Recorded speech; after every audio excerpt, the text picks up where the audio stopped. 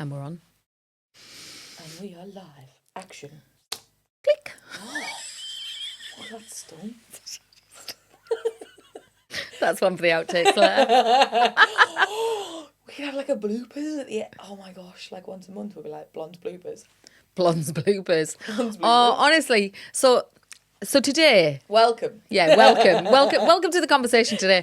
And just before I tell you what I would like us to talk about, Lauren, on our conversation today, that whole thing of blonde's bloopers, blonde's conversation, blonde's restoration, the blonde's coach, restoration coach, and the blonde's restoration strategist. It's all going on. I see this little clicker going round and round with all these different things, the blondes, and then it's that.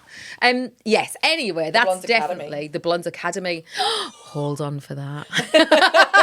Right, I feel like we're giving away a lot of our dreams at the beginning of hold this on. conversation. I'm going to do what I do often, which is go off on a tangent. So I won't do that, I promise, because today I have a question. Well, it's a question that actually keeps getting asked of us, either separately or when we're together. And the question is, what's it like to work as a mother-daughter team?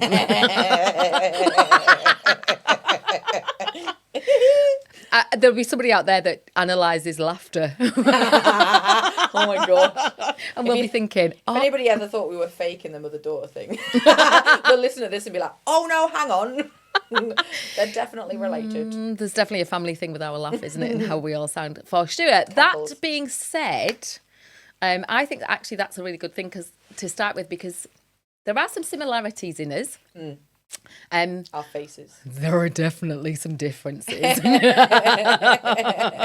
I'm not sure how we felt about them when we began to realise that as we started to work together initially, because I think the biggest thing for us to say is, like, we're 3 years down the line now. Yeah. We've got plenty of experience, haven't we, of working together under challenging circumstances, and also some really glorious ones. So I think, we're kind of well positioned now to talk about, what is it really like to work together? I'm gonna hand that over to you. What's it like Lauren, to work with your mum? That question is always, I love getting it, because, I say it to people, especially people of a similar age to me, so I'm in my 30s, and the look that I get, it's either like pure shock or just abject horror. Like, these are people who don't know you, and it's like, you work with your mum, and I'm like, yeah.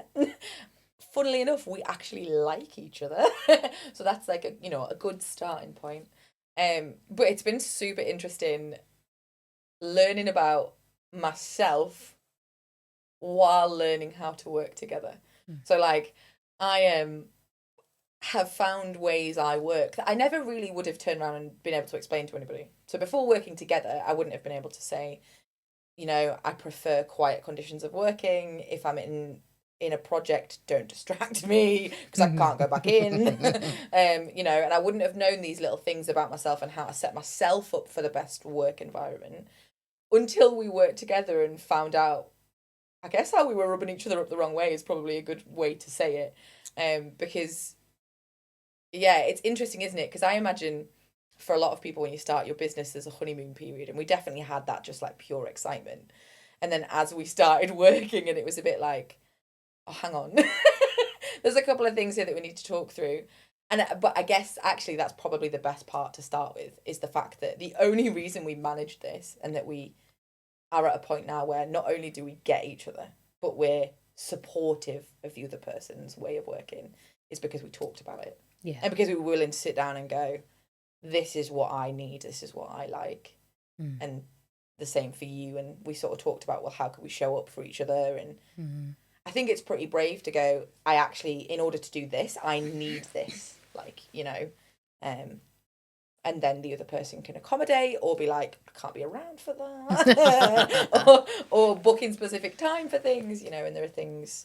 And it's probably a really nice way, because this podcast is called Know You Matter, right? That's our motto, that's our tagline as a business. And I guess that's what this comes back to, is that as we've both learned and grown around Know You Matter, for me, working together as a mother-daughter team, knowing we matter is why it's able to work so well, because I know I matter and I know you matter. And because those things exist at the same time, it means that your way of working is right. And it doesn't mean that mine's wrong. Mine is also right. That's why we need to be flexible around each other.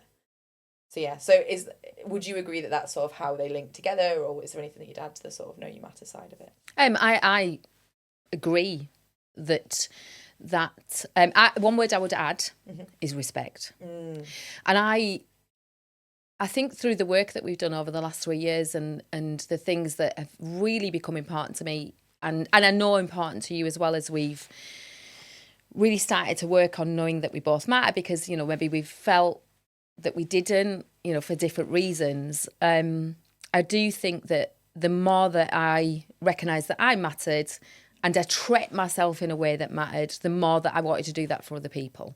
And I'm a big believer in that whole, you know, you show other people how you want to be treated by how you treat yourself.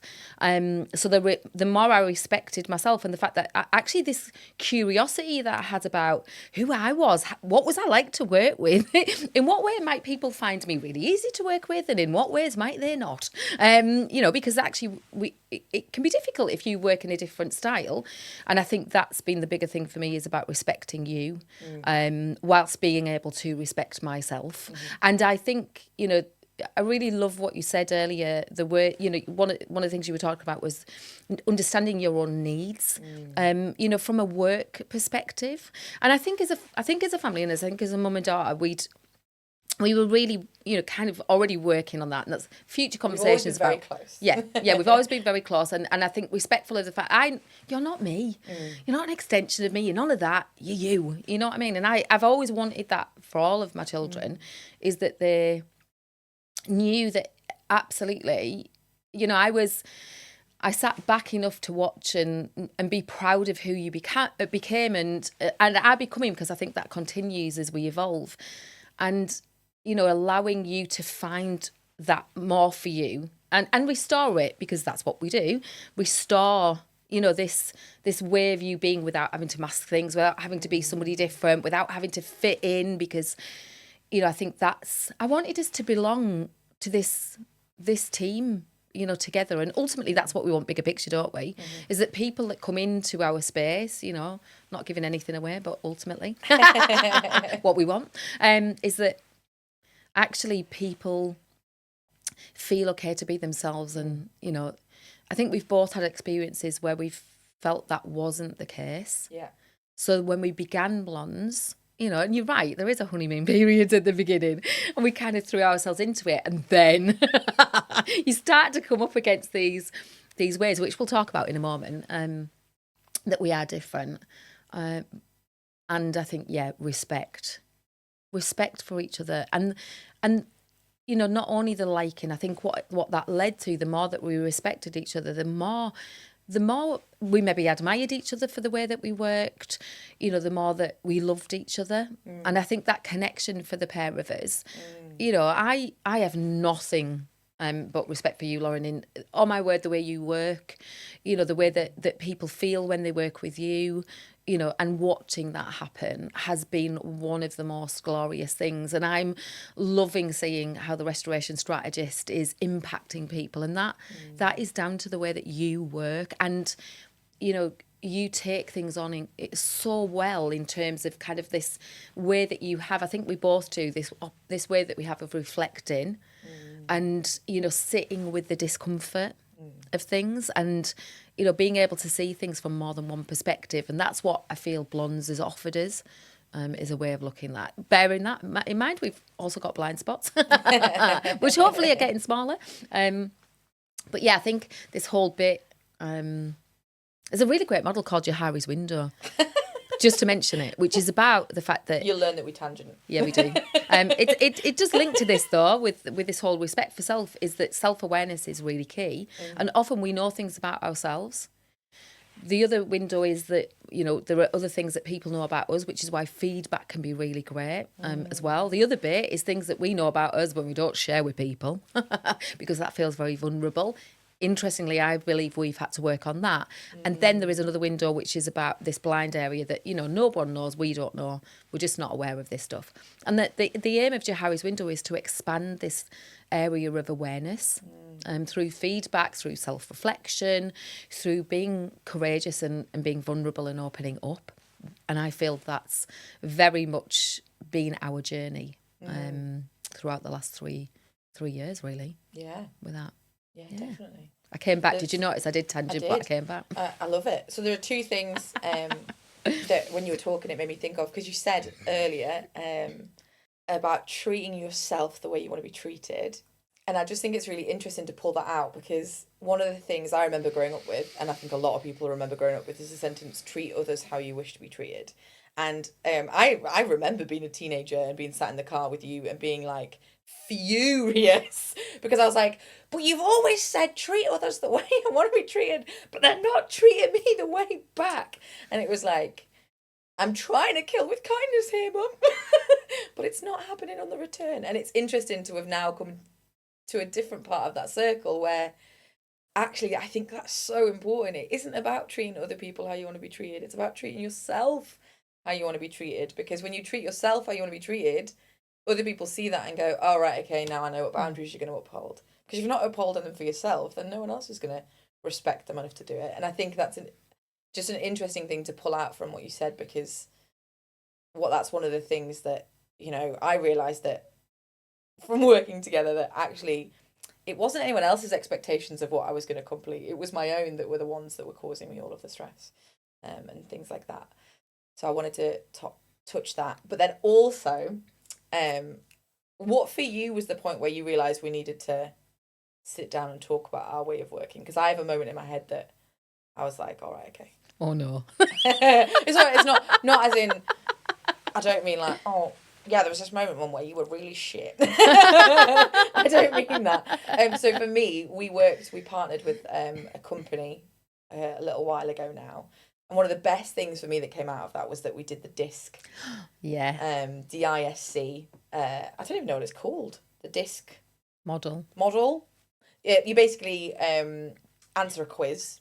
You know those quizzes that are like, answer these questions and we'll tell you your personality. So it's a bit like one of those, but this is genuinely brilliant. Like, I felt like someone had seen into my soul, but in terms of the way I work. And I remember being a kid and then being like, are you a kinesthetic learner? Are you a visual learner? And it's kind of come out that that's all a bit of a crock, because we're all different things at different times, depending on different things.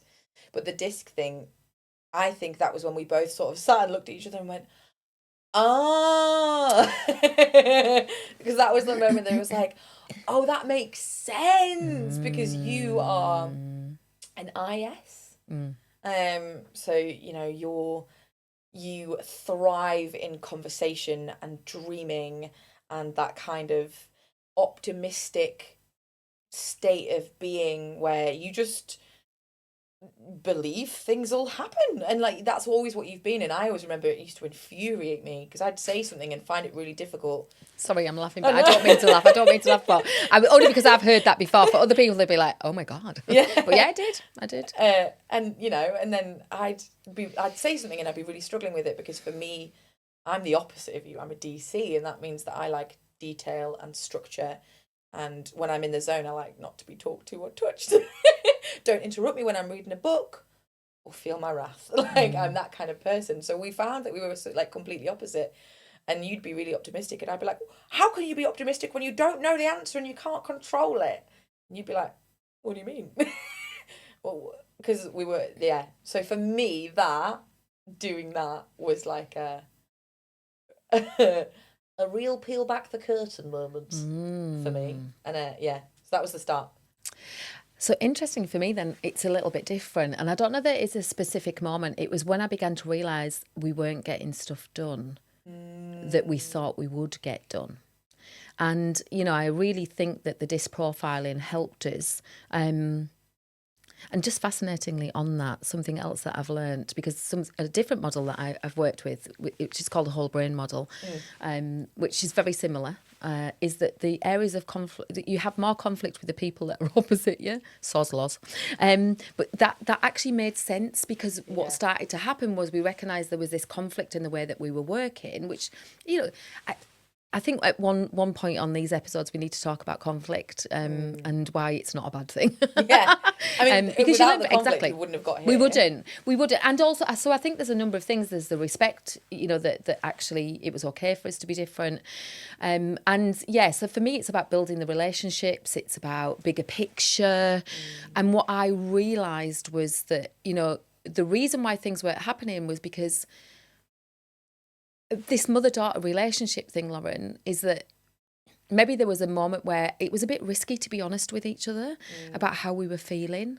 And it was a bit risky because I didn't want to hurt your feelings. You didn't want to hurt my feelings. And yet we were both in this state of discomfort because you needed more detail from me. I've really learned that, and I'm if I'm bigger picture and talking about, and also taking us off on a tangent, because that is the way that I work sometimes, because what happens for me is I feel my energy building. Yeah. And I was talking to a group, so I've been doing some leadership training just recently, and I was talking to them about when you begin to understand yourselves. What happened for me was I'd almost have this out-of-body experience watching me go off with all of these ideas. And then it was this moment that really struck me when you said to me that the first idea, you would love it. Already now, though, you would be lost to the rest of what I was saying because you would be trying in your head now to put that together. And you were looking for the detail from me to put that together because that's how you were. And I think, that moment for me where this respect for you is, you blow me away with the way that you do things and the detail and how I can bring an idea to you and yes, give you more detail now and more structure and you can produce one at it. A time. Yeah, and just one at a time. Yeah, and that just one at a time. Just one at a time. and that's the thing though, because I know my brain, and that's the respect for myself, is I know my brain works in a different way. Being able though to know that and also understand you better, and I think better and better and better and knowing that, if we want this to work, it's got to be about a bit of compromise. It's got to be about this respect for the way that we work and a little bit of flexibility with it. I love that. My body's moving if you can't see the video, because it is that flexibility with that. And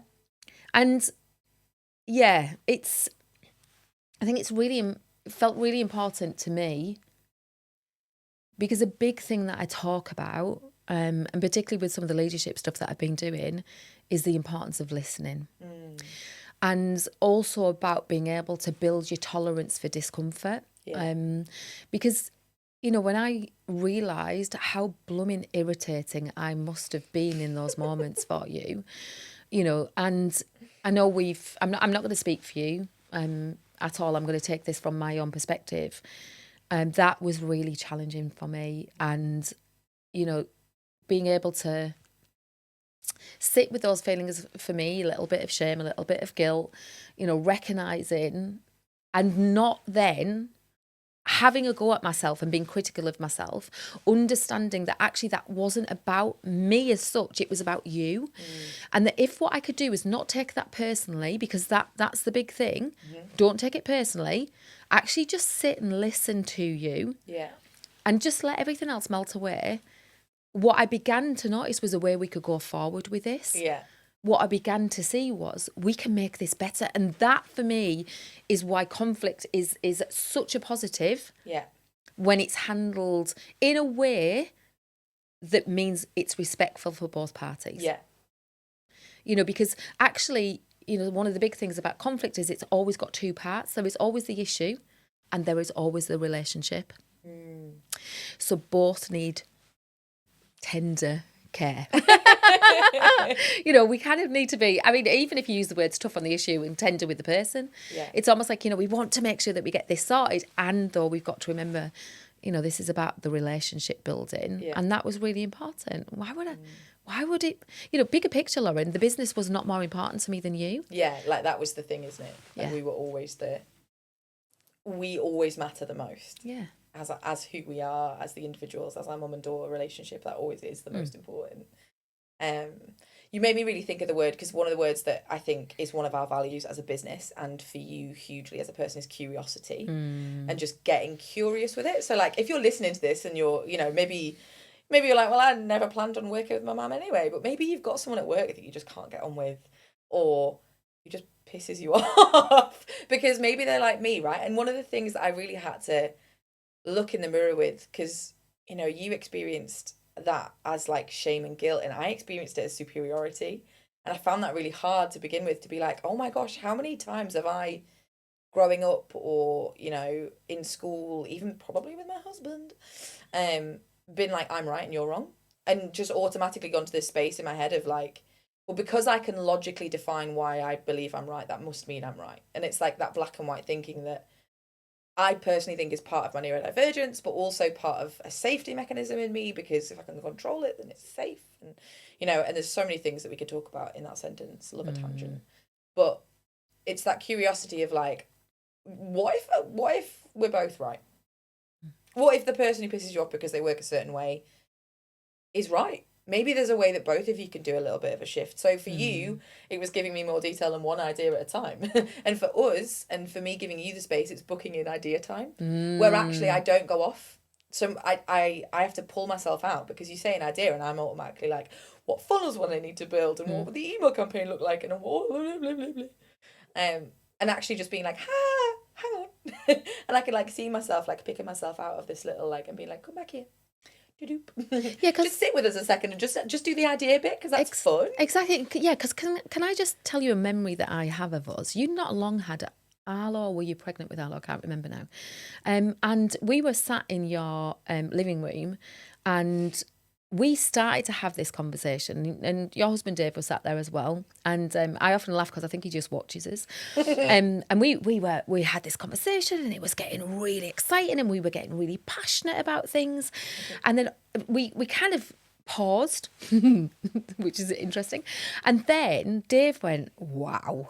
And he was like, just watching the way you build on each other. And I think that for me is where I get my energy from. You know, and I just to point out, I do like structure. So the S is about planning. You know, I do like to be organised. I like structure in my life.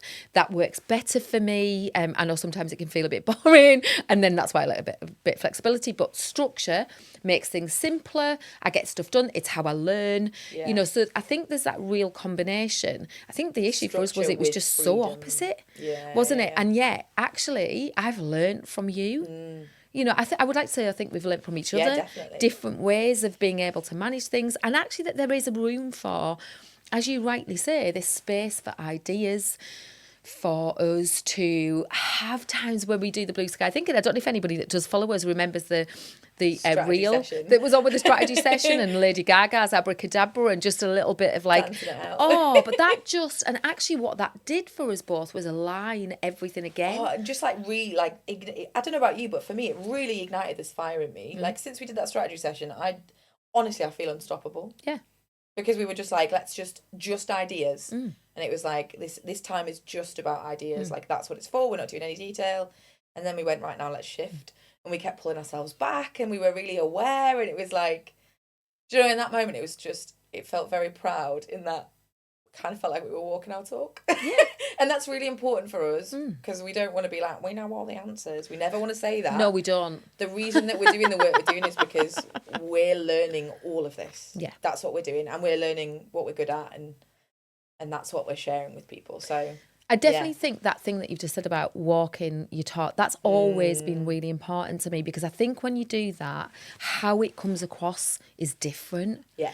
Because, you know, you've got stories really add value to things. And I think that whole bit then, when you're, you know, taking an idea or a concept in and you wanting to give it a go, you then, as you begin to live it and look at it and explore it that a little bit more, you get that experience from it. You can, you know, you can recall things, and you know, people love stories, and you know, that whole bit about, I think really, coming back to that respect for each other, and also, there you go, my brain went off on a tangent. Now I'm coming back to if you watch our video, you'll see I was like, my brain went, hang on a second, come back, which I'm getting better at, was the bit where I remember saying in one moment, what is it that you need from me now? Yeah. So even being aware of that, that, you know, we, even in that strategy meeting, we shifted a moment and it was like, okay, what do you need now? Yeah. What do we How do need we to bring do? it back? Yeah. Like, How do we do this? So Yeah. our way of working together is really reflective of the work that we do and the stuff that we love and we explore with that as well. So, yeah. I think it's super powerful that all of that's like ebbs into what we do with clients as well. You know, like just that appreciation that people work differently. I mean, I'm sure it's the same for you, but every single one of my clients works differently, and just learning to support what that looks like. So it's interesting that working as a mother-daughter team has then taught me so much about business. And I had this conversation yesterday with someone actually where we were talking about when you start your own business, and if you're a small business owner or business owner and you're doing it on your own, I've done that, and that is hard work. You've got like no one to bounce your ideas off. You've got no one to ring when you're like, this, I'm quitting and I'm getting a job in B&Q. Not that there's anything wrong with B&Q. No, but not that we love B&Q, we do. but it's not where we want to be. Though Dad might. You know, and there's that, and the power of, it's kind of felt like we've done that small business thing, but we've always had the person, and like that is invaluable, because being able to, I think we said this yesterday, that you know, we're very aware that in normal relationships, so like me and my husband, we'll go through like ebbs and flows of how much we like each other. And as long as we both don't dislike each other at the same time, then that's absolutely fine, you know, and that's the kind of the joke that we have. But actually that works the same for this. So we'll go through times where I'm like, oh, I don't know if I can do this anymore and I need to quit and get a proper job, in quotes, because this is a proper job. Yeah. I work hard enough for it to be a proper job. Exactly. You know, but generally when that happens, you're at a point where you're like, no, we've got this. Look at everything we're doing. And then the same for you, like when you had that moment where you're like, what? And I was like, do you know what? I'm just excited. Let's just keep going. And it was that bringing each other back to like, no, we can do this. Yeah, I think that happens in lots of relationships, and it's interesting in ours. I think that we definitely do that and go through that. And I think, you know, more recently for me, and this has been really exciting because I'm excited to be off, not just doing the coaching. One of the things I am passionate about is being in a training room. I love it. And So I've good at it. had some really incredible opportunities. Most recently working within a fire service, and just having this opportunity to speak with these great groups of guys, I've got to say, really, really fabulous.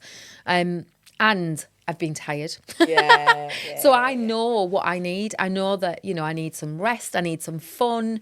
Alongside that, I need to, you know, be mindful of my body. And, you know, we're both working on getting fitter and healthier and living, as you said, by our values very much. And, you know, I think, was it Monday morning we spoke? And I think I was just a bit tired. Yeah. And I could really say how that was impacting me. And I'm kind of noticing it. And I'm very aware I'm not my thoughts. And yet there were these thoughts of, oh, this is really hard.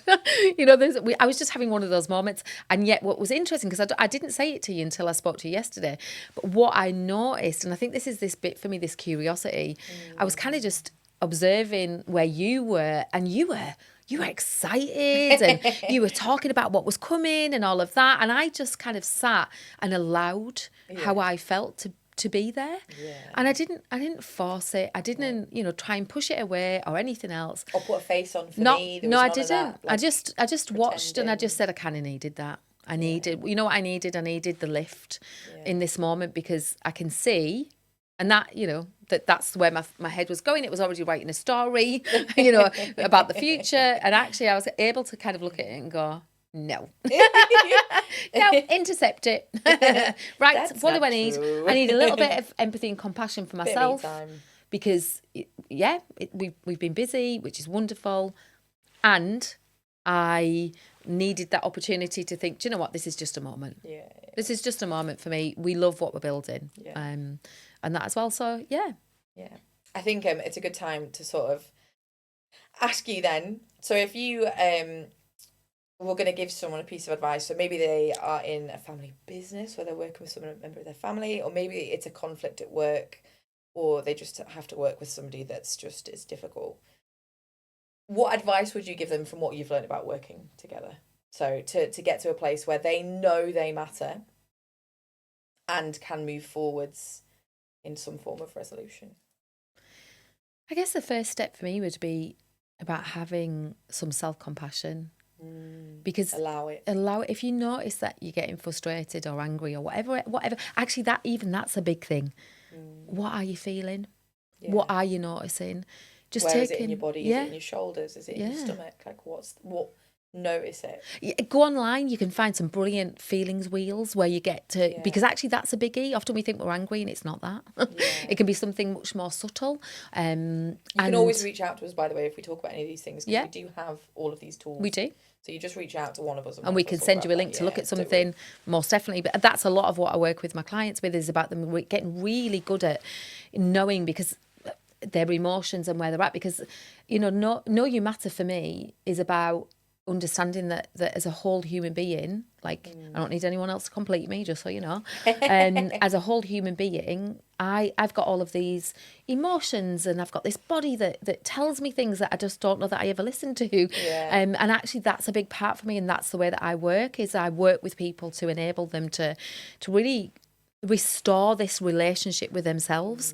That then has an impact on what they go and do. So, even a bit of that, kind of give yourself a little bit of time, just a bit of compassion, understand what is it really that's going on. And then I would absolutely say, have a conversation with the person and be invested in listening.